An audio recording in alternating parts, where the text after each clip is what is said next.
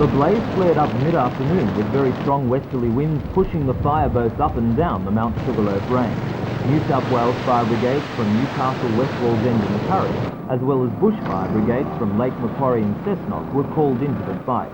Police have closed the George Booth Drive and earlier this afternoon evacuated picnickers from the top of Mount Sugarloaf as a safety precaution.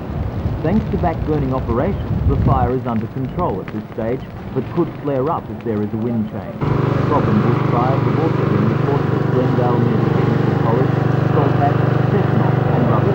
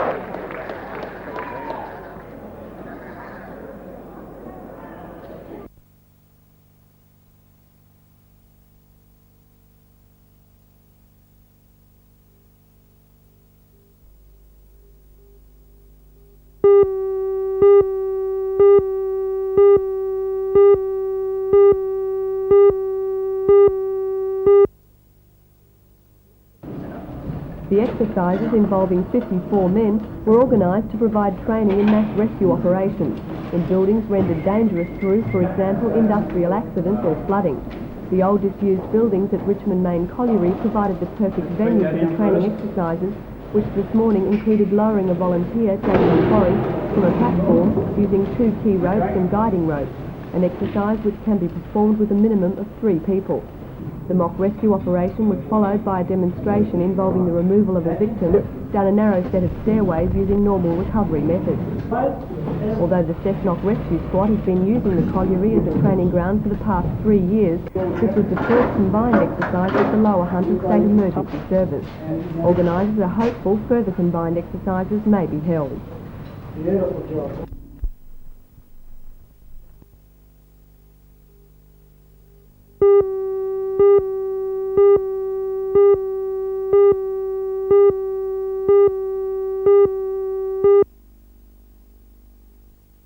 The gradual rundown of staff and shipbuilding ended has left the dockyard in a difficult position. It has the capacity and skills to handle a wide range of specialised manufacture, but no design staff to provide a backup. The solution seems to be to work with the giant Hitachi Zosen Group, which is now jointly carrying out market research with the dockyard. The dockyard has manufacturing capability, but we do not have design capability because of the rundown situation we've had for the last couple of years anyway. So we'd see products being identified, design being done in Japan, and then the manufacture here. Is that the way it would go? That's the initial phase, yes, and then gradually, over the years, we hope we develop design expertise here also to complement the Japanese. Yeah. One example of the joint programs now possible is a dockyard scheme to convert an A&L vessel from bulk cargo to containers.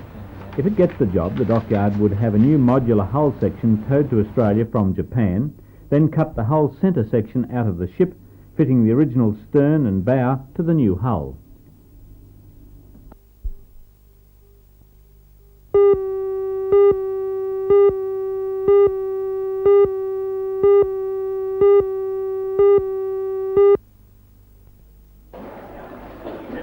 The dispute is over the dismissal of 2 psychiatric nurses who have established a halfway house for 34 former patients in a disused hotel in the township of Millthorpe in the Central West.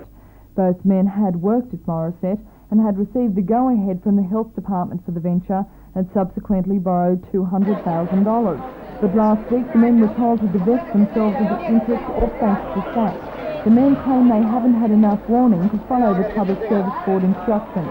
HNREA union representative Mr. Sid Brown. If they'd have had sufficient time, they would have divested themselves of the interest and complied with the Act. Where would that leave the hostel, which I understand is housing 34 former patients from here? It's housing 34 former patients from, well, not from here, but from all over the state, and it's employing 6 people. If the hostel closes, obviously those 34 patients will come back into institutions like this, and the 6 people will then be 6 more unemployed.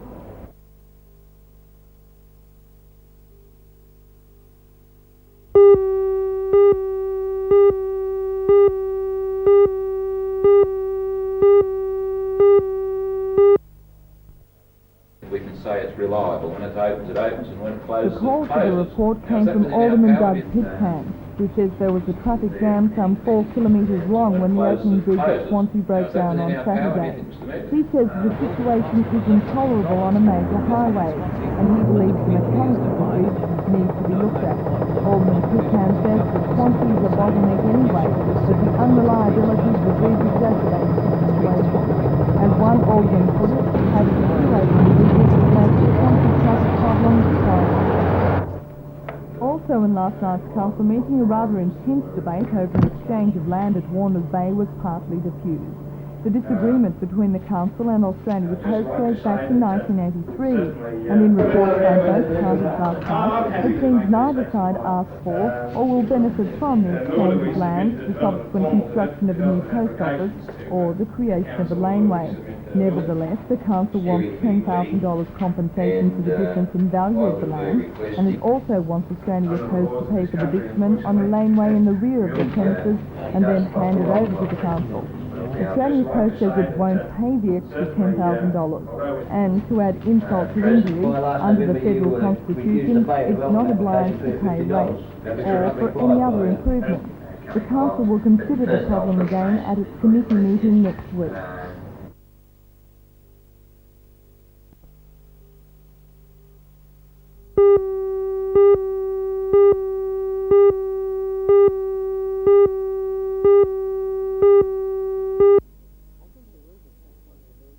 I think there will be some controversial points about the overseas adoption one, but certainly origins tend to the question of an adult adoptee, and you hear the sort of rather scary stories that go around about someone suddenly arriving on one's doorstep, and I think that probably disturbs some of the surrendering parents, certainly disturbs some of the adopting parents, and it certainly must disturb some of the adult adoptees. And yet it's something which is inevitably going to happen, and I think in natural justice must happen, and has happened in other countries and has happened very successfully. Actually, the numbers that Frank Walker has made assurances that no changes to legislation will be made without consulting public opinion on the subject. And she says those concerned over the recommendations should write to the Minister requesting to be consulted on the issue. Are any of these recommendations likely to affect Hunter Valley couples wanting to adopt?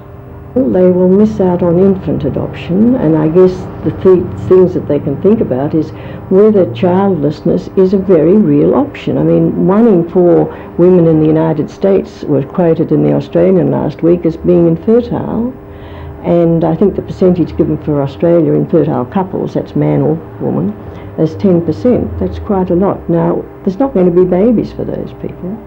So childless marriages are a thing which can be chosen and can be worked on, I would imagine. The other thing, of course, is overseas adoption. I mean, I think overseas adoption will change Australia for the better, I hope. But there's a lot to be safeguarded about, and that's what the recommendations are all about.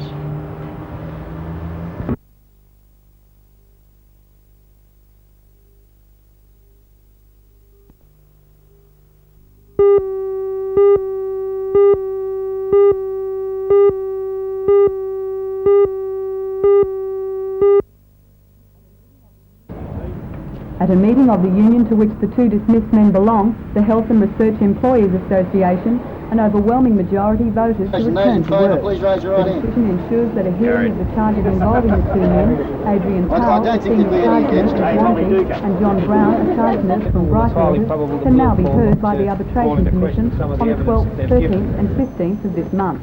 The men were dismissed for failing to obey a directive from the Public Service Board to divest themselves of interest in hospital psychiatric patients within 7 days of receiving a directive to do so. The 2 men maintain they obeyed the directive district by putting the hostel on the market within a 7-day period, although a buyer was not found. The state organiser of the Health and Research Employees Association, says he's pleased by the decision to return to work because it means the union can now fight for the appropriate pay. The dismissal of the two charge nurses? Well, I thought it was probably the most unjust decision that I've seen in many a year. Why?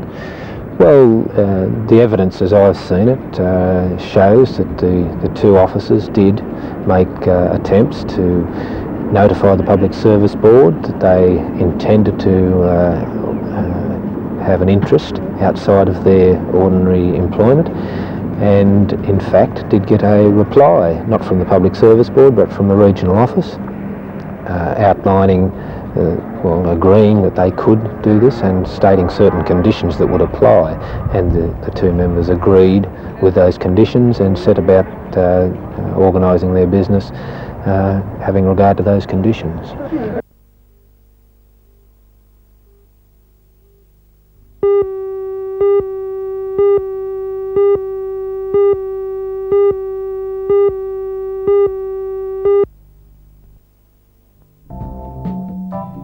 The exhibition, titled New Works on Paper, expands the definitions of drawing. No longer is it simply pencil on paper. Now it can be collages, torn paper, chalk, graphite and even acrylic paint.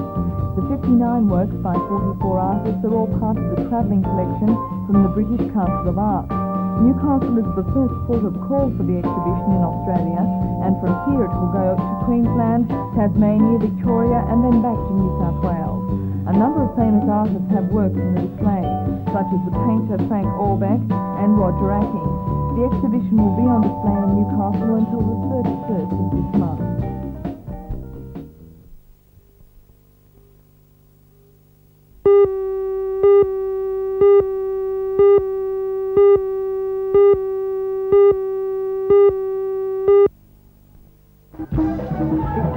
It's rare to see Chris Hinter and Don Burrows play together, but last night Newcastle music lovers were provided with that opportunity. Don Burrows is Australia's foremost jazz man. He's best known as the master of the clarinet, but as he proved last night when his trio was combined with the Chris Hinter combination, he's also accomplished on the flute. Chris Hinter, who originally comes from Holland, has made his mark in all spheres of the music world, from classical to reggae to jazz.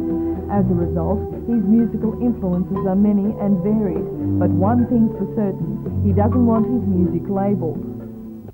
Yeah, fantasy music, total music. It's, of course, you also can say, you call it jazz, you know. It's only so that people sometimes think if it is jazz, they want to lock it in some kind of style of jazz. And I think we put together all kind of musical possibilities. The main thing is that we improvise like jazz people are doing. Only we take things from African music, we take things from the jazz music like changes and that kind of things. We don't work with a normal drum set and a bass player, we work with a pulse of percussion kind of things, rhythm kind of percussion. So that's why I think that if people would try not to lock in my music into some kind of direction, and they just take the fantasy, what we actually also do is much easier.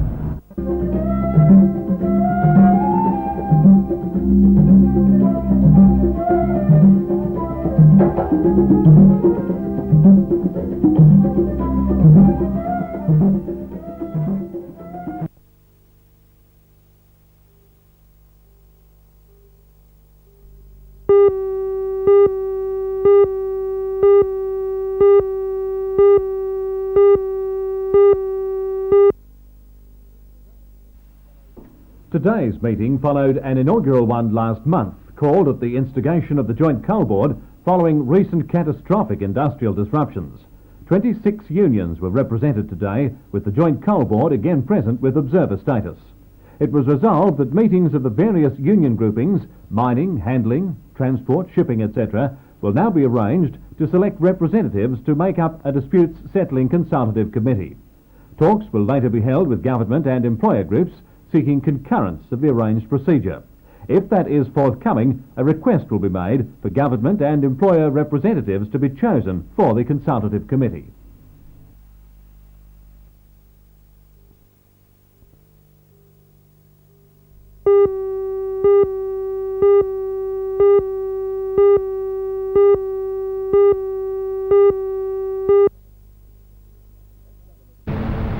Let's have a look at some of the bigger property sales in the last few months.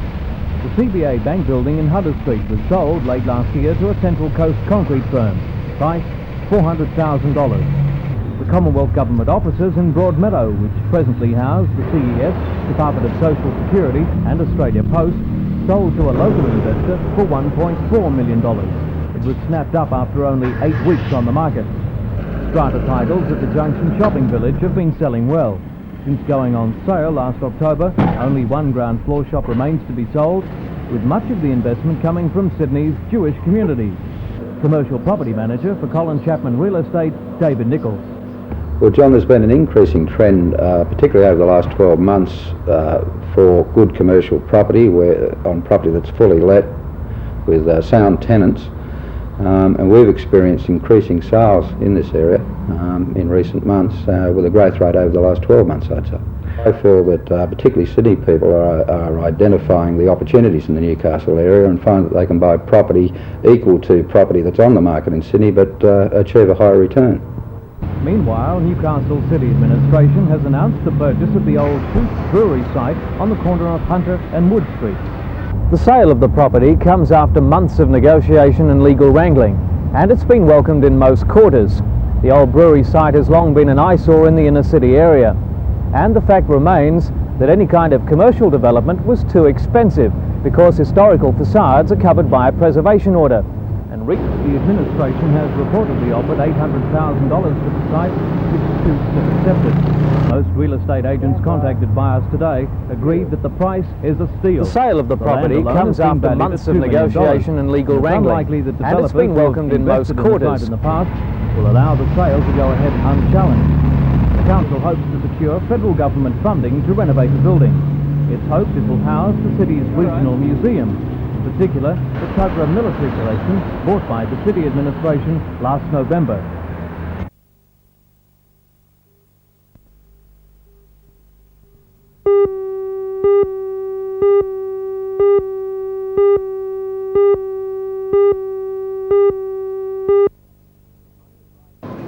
The money arrived today, and with it, a solution to the financial problems of many students at the college.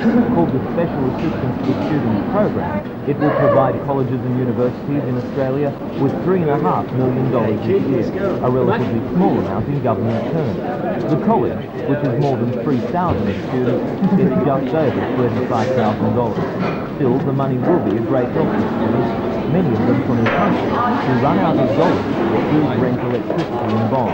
The money will be given out in the form of interest-free loans by Bill Casey, who is the Student Advisory Officer. Bill says he is pleased with the scheme, which has more than tripled the money he can provide to students, but says it is a poor substitute for a reform of TEAS. Well, I think the fact that we've been given the $35,000 by the government shows that there is dire financial need among the students, that their TEAS isn't adequate. The money that they get from other sources than this loan fund isn't enough, and so the government's felt the need to put a band-aid on the sore. So what is needed to solve the problems of students? An adequate TEAS with the restrictions on the means test of the TEAS need to be eased to the point that instead of cutting off at $24,000, that the means test starts at $24,000. We need to have more students getting TEAS, and the students that get it should get more money. At present, TEAS is $68.67 a week. Who can live on that?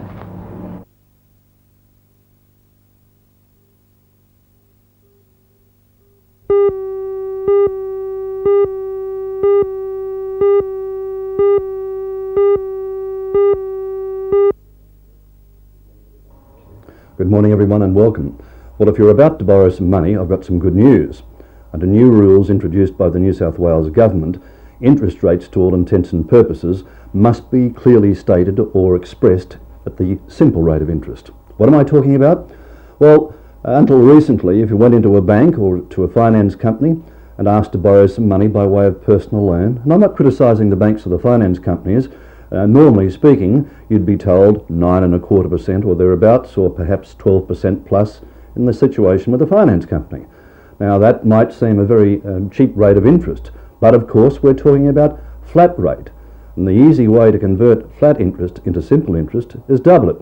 So 9 1/4 roughly becomes a little above 18, and one must also allow, where it's appropriate, for the extra charges incurred when that loan is given to you. Now under the new rules, if for example you go to a bank or to a finance company, they can't quote 9 1/4%, they can't quote 12% or 13%, they've got to quote the true and exact rate of interest. Now this is going to mean considerable savings to the borrowers of this country. It's also going to mean, and this is most important, that by shopping around you could save 1, 2, 3, 4, 5, in some cases 10%, if not more. And over a period of years, a 1 or 2% saving, let alone a 10% saving, could mean hundreds of dollars. It could well mean thousands of dollars. I'm delighted to see the move by the New South Wales Government. I'm sure it will be quickly picked up by other state governments and territory governments, so that's good news all around. Take advantage of it, and I'll see you next Monday.